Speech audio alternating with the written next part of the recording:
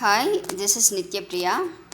Today we are going to see arrays in Java. This video is all about arrays in Java. Now these are the contents. We are going to see what is an array, then how to access the elements from an array. Then we are going to say how we are going to find out the array length, then how we can use loops in an array, then about the multidimensional arrays. So now array is a single variable in which I can store multiple values of same type. This is an array. For example, to create an integer, I'll create a variable and I'll put an integer in that. Okay. So that variable will get the memory space from the compiler for that integer. This is what we usually do. But what if we want to create two variables? For creating two variables we can use two alphabets, right? A and B. So we have to use two separate variables for storing two different integers or two floats, or one integer or one float. But in this array, we can put multiple values in a single variable, right? Okay. So this is how we create an array in Java. Here string open close parenthesis cars, right? So how can we put values inside an array? String cars equals the values of the cars variable. Okay, right. So we can create an integer array also, like the thing that is given in the below bottom line. Int open close square brackets, then my num equals within braces I give the values, right? So here we have said how to create an array. Okay, how to create arrays in Java, right? Now here we are going to say how to access the elements of an array, right?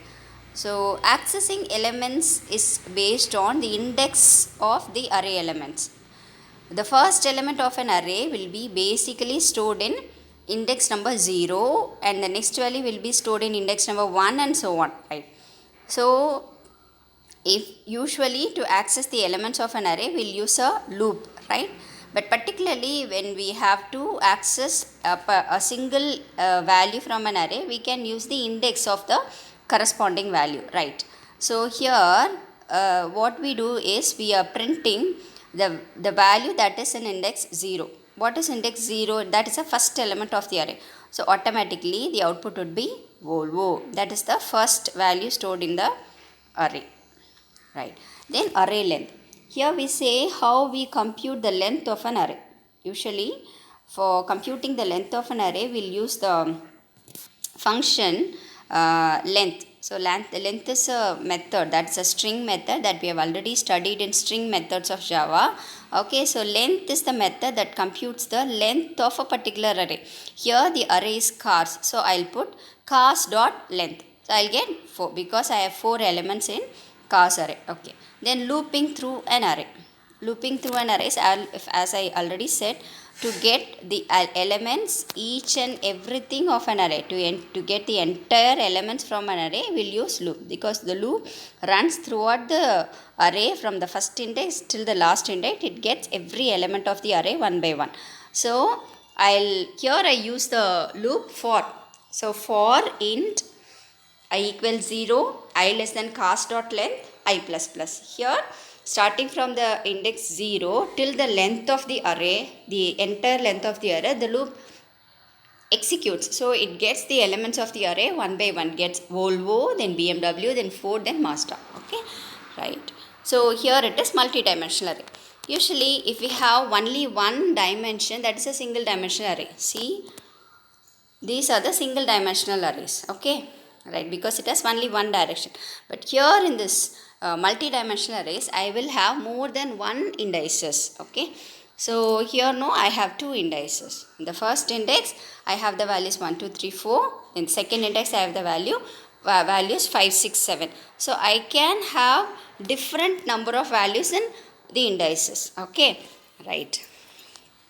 So my numbers is the multi-dimensional array, and there we put the values 1 2 3 4 and 5 6 7, right? So I'll print the elements, no, x, okay, right? So I'll get 7, right? Okay, that is 1 comma 2, 1 comma 2, I'll get 7, right? Then I'll post another video for the examples of an array. For a single dimensional array and for multi-dimensional array, we'll execute examples and we'll put another video, and I'll give the link of that particular video in the description. You watch that also for better understanding. Thanks for watching.